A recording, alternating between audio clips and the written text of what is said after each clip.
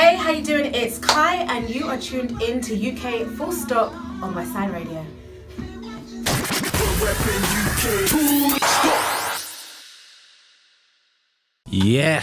Yes. Oh yeah, that was the sounds of Kai up in the place right now. How you doing? Hi, I'm really, really good, thanks. I love how it sounded on the radio. Yeah, it's trust me, it's not the first time we played that, and every time, it kind of takes us to a place. It's only because I was like fixing the camera and everything else. If we were jamming, or I was jamming, I think maybe they were kind of into the it does exactly what it's supposed to do. Thank you. What do you think it does to other people, or has anyone told you like how it makes them feel apart from what I just said? Do you know what? It's quite refreshing because I think every time I put something out, you never know how people are going to receive it, and I've always been really, really conscious or nervous and thinking, are people going to like it, compare it to this or that? But with Dive In, I think it's an authentic R&B track. It's very laid back, it's sensual, and it was really fun to record, very fun to write.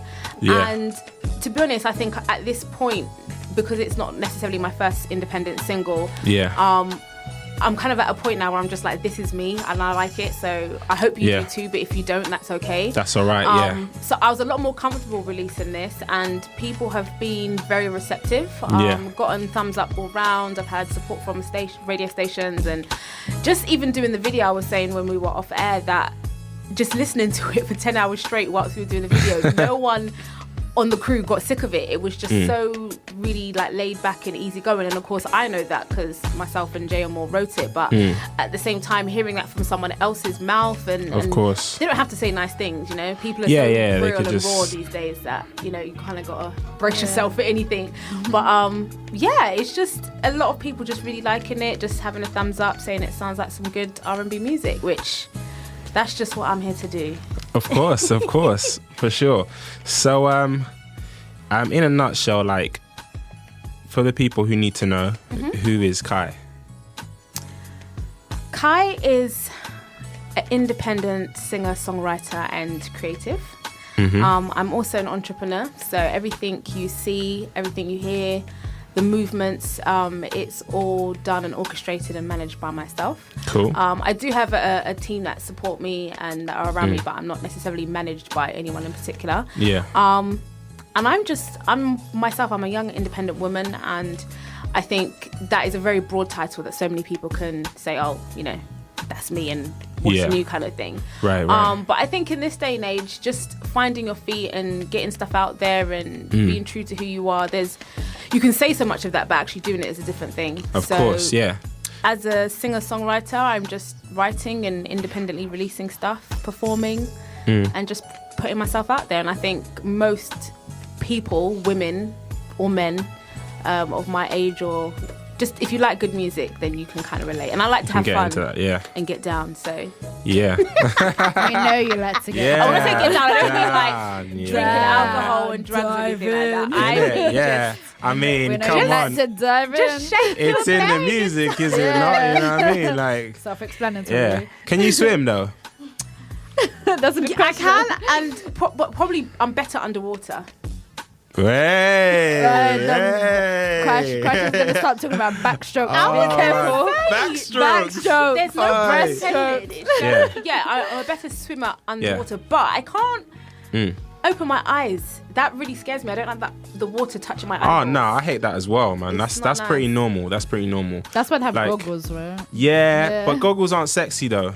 Like I get where she's going with this. If you're gonna swim, you don't want these goggles. You're like, No, man, you have to protect your eyes. Yeah, you're on that vibe. You know what? Like, I think a very everyone's kind of had that idea of being with Bae, right? And you're basically by some kind of waterfall or whatever, doing your thing. Like them movies and the music videos and that. They didn't have no goggles.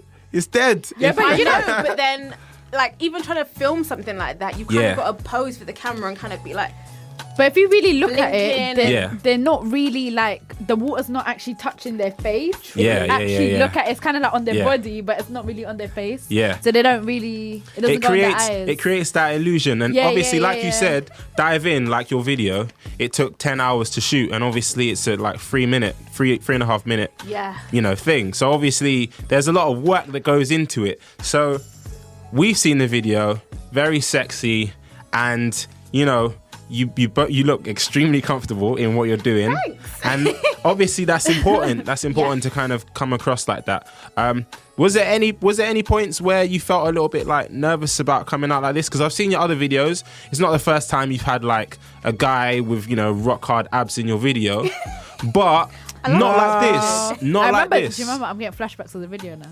Yeah. I remember that. Oh the gosh. smile on your face. You're like, You know, flashbacks. I'm just Don't bait me out. I'm just surrounded by bare women, and It's you know what, like, it's look, just- 1, 2, 3, it's like a triangle. yeah, it's mad. But did you ever was there a point like did you know the model, or was it like? Yeah, we've actually worked together before, and I've worked with the director before as well. Yeah. So it was nice to. Leon's lovely, and he had a great idea putting it together. Leon Lopez, he's excellent at what he does. So on that side of it made it very comfortable because I knew the people I was working with. Yeah. But there were still points where I kind of thought it was a bit cringe, and as much as I probably look comfortable on camera, I know that. Yeah. For example, there's a part where I'm in the white outfit and we were messing around with some water and we were thinking, should we like have him eat some fruit? Or it was just really weird and having to get really close and intimate. Yeah. Like stuff like that. And it's like, and you know what as well, like I shoot videos and whatever else. And the thing is what I find is obviously most of the time if you're shooting a music video, it takes long. So even if your mouth is fresh for like that hour, I don't know where this is going, Crash. No, because she's look. Listen, hear me out. You're saying sweating under pressure there. You're saying like it can get kind of awkward and stuff like that. So was there a point when you had to kind of take a little break and you're like, let me just freshen up a little bit? You know what I mean? Or do you know what? The studio did really get hot, if I'm honest, but not in that sense. No, it was more like touching up makeup or just kind of making sure that I look. Is anyone just seeing Gus just coming in and out the studio, just feeling a bit hot himself? Shouts out to Gus. Shouts out to Gus. He's from forever Westside. hot, guys. Yeah. Someone needs to cool him down a little bit. I don't know. So he's very dehydrated today. Yeah, you know he's what I mean? really, really dehydrated. The thirst Piping up is... all I mean, the we thought he time. went out for some drink, innit? But clearly not. No, clearly not. Well, no. So no, there wasn't those kind of moments where we needed to kind of stop to freshen up. But it was. I just think I had to stop myself from giggling a lot. Yeah. When I get nervous or when I'm just like, oh, what is going on? I just feel like, no. Can we do another take? Can we do one more, please? Yeah. Please, I look ridiculous. Yeah. But yeah, we just soldiered through it, and everyone on the team was professional, so we kind of just knew it takes a while to warm up and flow, and then when you're bang on it, you just have to keep rolling. Yeah, execute perfectly. Nice. All right, cool. So we're about greatest to the latest. You'll hear that a lot from us. I like that. So in terms of the greatest, who are the greatest to you UK wise? Who inspired you? Who made you want to sing from the UK, if anyone? I think this is gonna sound like I didn't listen to any females back in the day, but honestly, I think it was boy bands for me. I think, as I said earlier, like listening to Damage and Ultimate Chaos. Not that the females didn't necessarily represent where I was coming from, but I felt like the guys were able to do more in the boy bands. I think for the females, there was more of a look that you had to kind of go for. Yeah. You kind of fit that mold. So I think even with Jamelia or Beverly Knight, I think it wasn't until a bit later in their career where they probably had more creative control. Yeah, they were able to kind of sing more what they wanted or whatever, but earlier on it wasn't as much. Otherwise, it was perhaps, I think, people like Billy and stuff like that didn't pop, yeah. it wasn't necessarily my thing. Yeah, but at the time, I haven't heard her name in ages. Billy, yeah. It's like no one talks about. Do you know the last time I heard about Billy was that program? I never watched it, but I was like, rah, Billy's done grown up, man. What was it? It was that Diaries of a Call Girl or something like that. Yep. Yeah, she did that. Yeah. And it was like really raunchy and stuff like that. But her music was never like that. It was really squeaky clean, like pop music. Yeah. Okay. Cool. Also, I don't know if you remember a singer called Celicia. Celicia. I'm even thinking, is that how you pronounce it? I'm sure it is. And she sang that song, I wanna go back. Let's rewind. No? Nah, but I might have to find that. have to look at that. Yeah. I might have to research that one. You're giving me a history lesson here. Yeah, well, people like Celicia, like that track Rewind, I remember going out and buying it on like a little cassette tape and stuff like that. So she was inspiring, but if I'm honest, I don't remember anything after that. So, Yeah. Cool. Yeah, just... All right, cool. Let's move on to the new school. Who you feeling now? I know obviously you work with Jay Moore a lot, and I know he's an artist himself, not just a songwriter. Done a lot of stuff, but maybe it's him. Maybe there's other people as well who you might want to work with who you just rate. Who is it? New school. Do you know what? New school, I would have to say two people actually. Somebody that I rate ridiculously, and it's just because I think their work rate, their quality has just been consistent throughout. And that's Angel. I think I've got a marketing head as well, so sometimes when I see these like wicked ideas or just the consistency, I'm like, oh my gosh, like the PR, the this, the that. So I think he's gone from strength to strength, and he's writing with incredible people from here, from abroad. It's just ridiculous. And then his own actual artistry, I feel like from one mixtape to the next and body of work, he's kind of got stronger. Obviously signed, then not, then signed again. So I just think he's very, very consistent, and there was a point where he was just doing video after video after video. The work rate was there, whether it was from the label or from an independent standpoint. I just think if you've got a team and you've got somebody or just management and a team behind you that you can kind of keep that repetition, that consistency, and this good quality. It wasn't like he was putting out stuff like there. Exactly. It's good quality stuff, and I just really, really admire that. On top of that, I love Shaka. I think his energy is ridiculous. Look at Ebony's like, yes, I've seen him live like way back when, and I'm just like, you just have to sit there in awe and think, okay, most people kind of go up and do the whole hi, my name is or whatever and sing, and they've got great voices or like he is born to do this, and his energy is just ridiculous. So I have met him once or twice, and nothing for music or anything like that, just like partnerships and stuff like that, but it's still just like I mean, I'm sure he's heard it many times as well, but the energy he has on camera, on stage, off stage, it's just he is there's a charisma. Do you know what I mean? He's in his own space. No, I completely hear you on that. That's kind of maybe the word I'm looking for. You have to see him perform live as well, like that's a must. And he's really down to earth. He's not somebody that's just kind of like, I know I'm good kind of thing. He's very much about, I'm gonna go on stage, I'm gonna sing. If you like it, great. If you don't like, and this is what I'm talking about 3-4 years ago. So it's just like, I'm gonna do this. You kind of might like it, you kind of might not, but hey, here you go. And then he just gives. And he's from West Side or West London, as it were, as well, which Grove or something kind of helps. West is best, West is best, local, you know what I mean? Nah. Darling. West. Ebony's more on this side as well. Get me the Northwest. So sorry, Chris. Anyways. Hey Sandeep, come in here. I have backup too. Anyways, moving on. So we've spoken about the video. We've spoken about your inspirations, briefly who you are as well. So now, like, with all that information that you've kind of given to the listeners, can you basically define R&B in 2016? Like, what do you think it kind of consists of? Is it just a vocal and then you're kind of on any kind of production, or is there a distinct sound? Because when I listen to your music, it reminds me of R&B, from the 90s, early noughties. Yeah. Because of that's such a compliment. Well, no, it's true. Because of the sounds and because of what you're trying to do. You're trying to make people feel sexy. It's not distasteful. It's just sexy. It's like pure R&B. Yeah. Yeah. Like, you're not singing about taking no one's man. No. And, you know, it's not sleazy. You know what I mean? It's very... It's really classy. It's very classy. Thank you so much, guys. Honestly, like, I just feel a bit like, oh, I didn't expect you to say that. No, if I'm honest, I think there's a couple of things with my stuff. I grew up on 90s R&B, and I love so many different parts of it. Moving forward, I think in 2016, a lot of people, and this is not just now, this has been for a while. I think in music and in entertainment, in the kind of industry we're in a popular culture, so everyone's looking for the next thing that's going to keep them relevant. And, of course, yeah.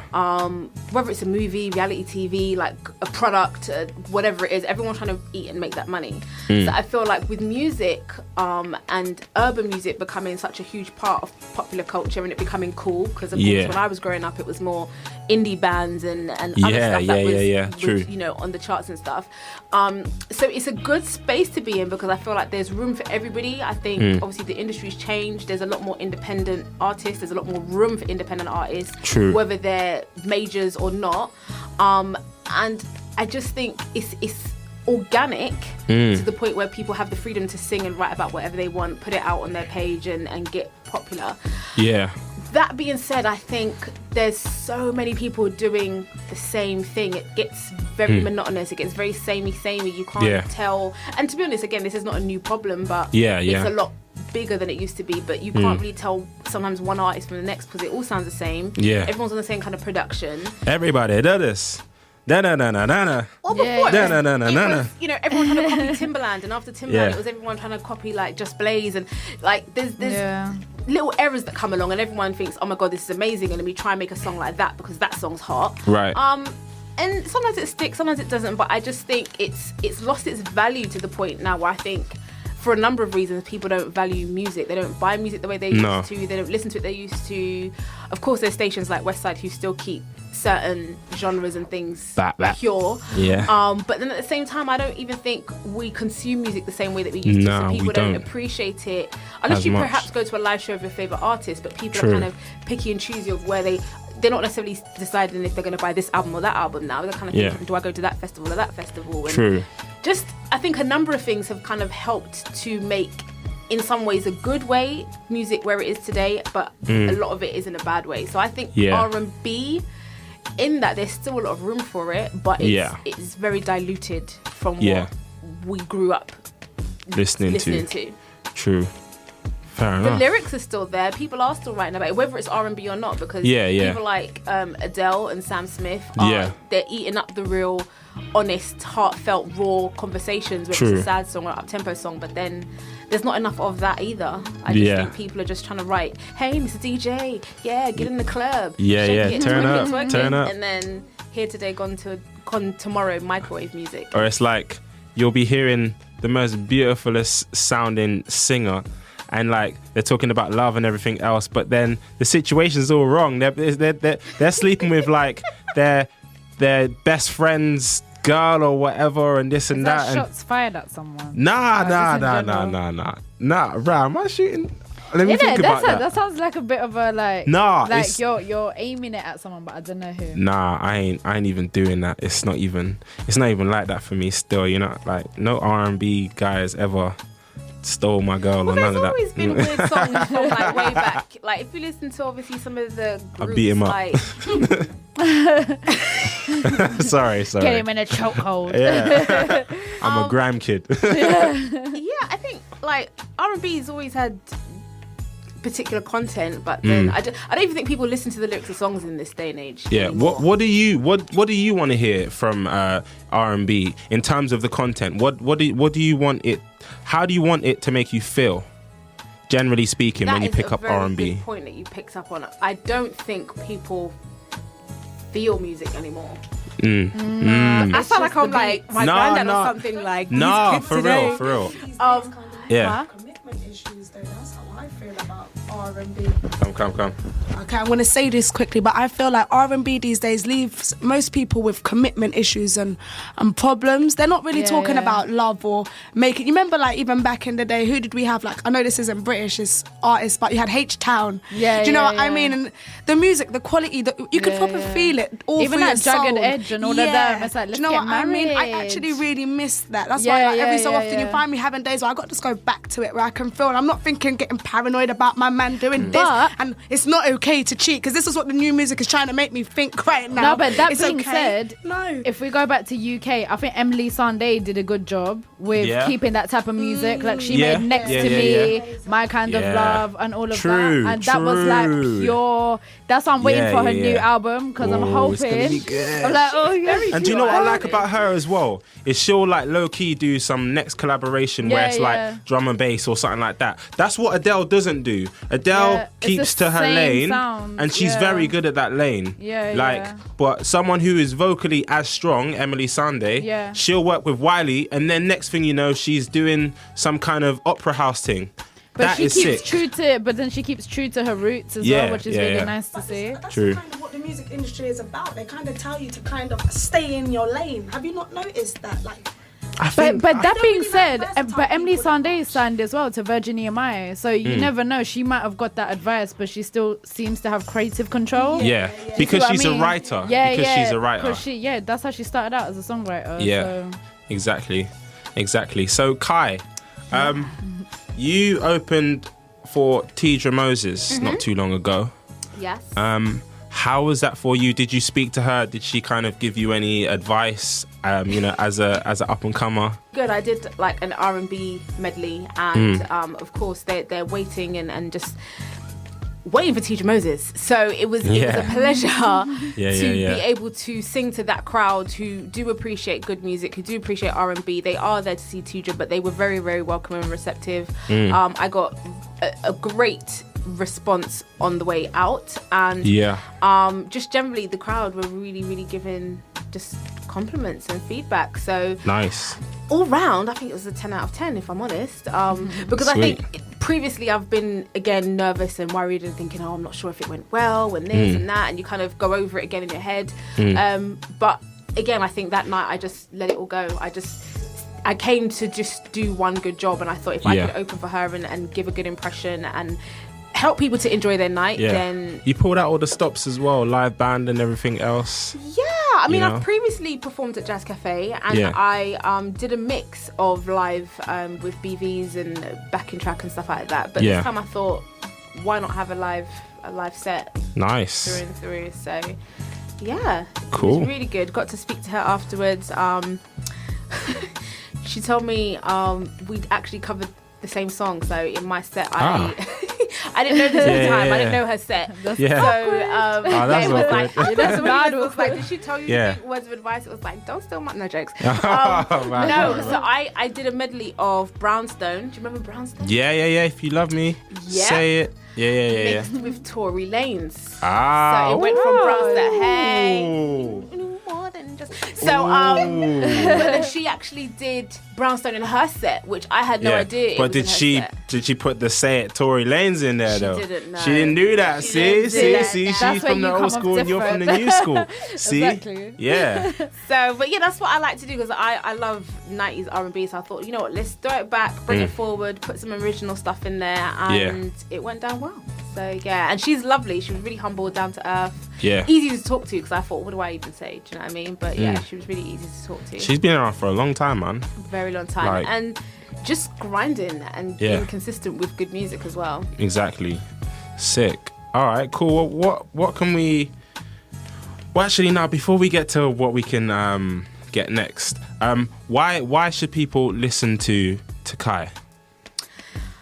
I think people should listen to myself and my music, because it's real. It's good R&B music, and from someone who writes raw and real emotions, I think it's just there for you to have a good time, there for you to relate to.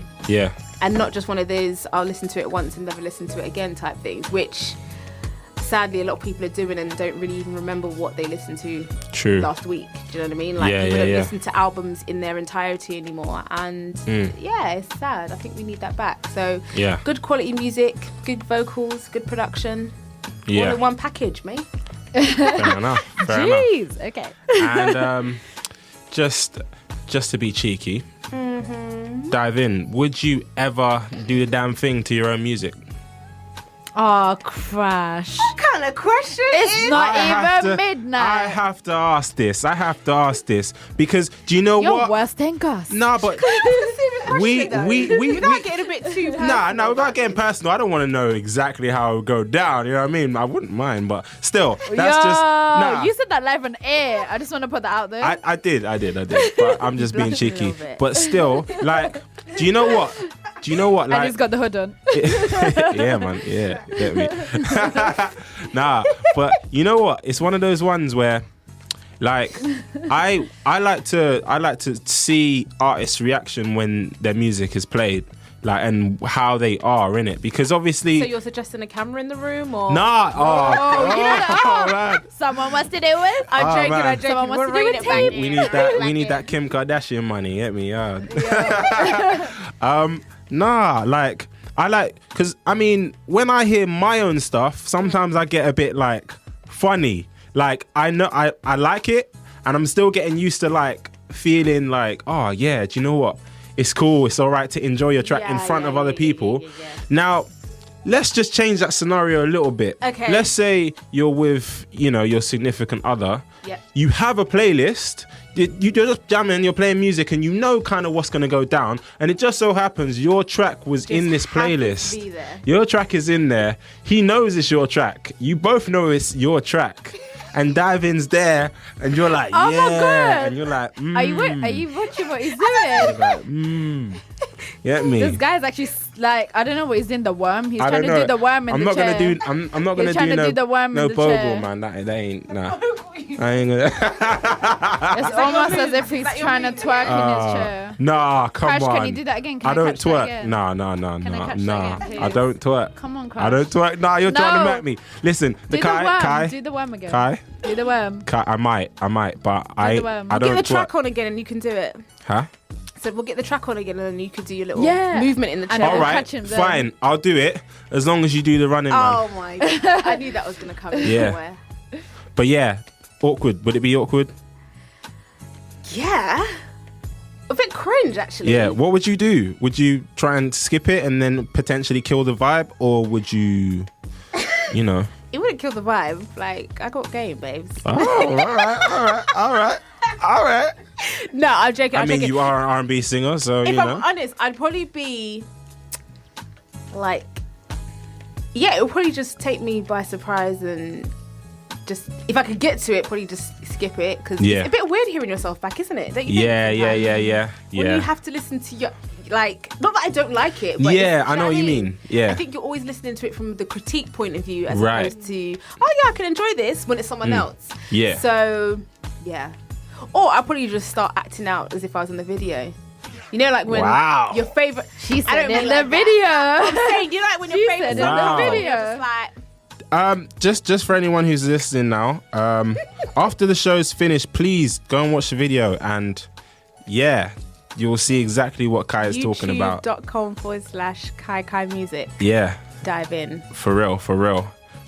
And it's tasteful though, isn't it? It is. No, it's completely tasteful, and it takes you to another place when you listen to it. So that is sick. Very good answer. I love that. All right, so we're gonna get into the second track taken from your EP. Yeah. Take It Slow. Mm-hmm. If you'd like to introduce your track.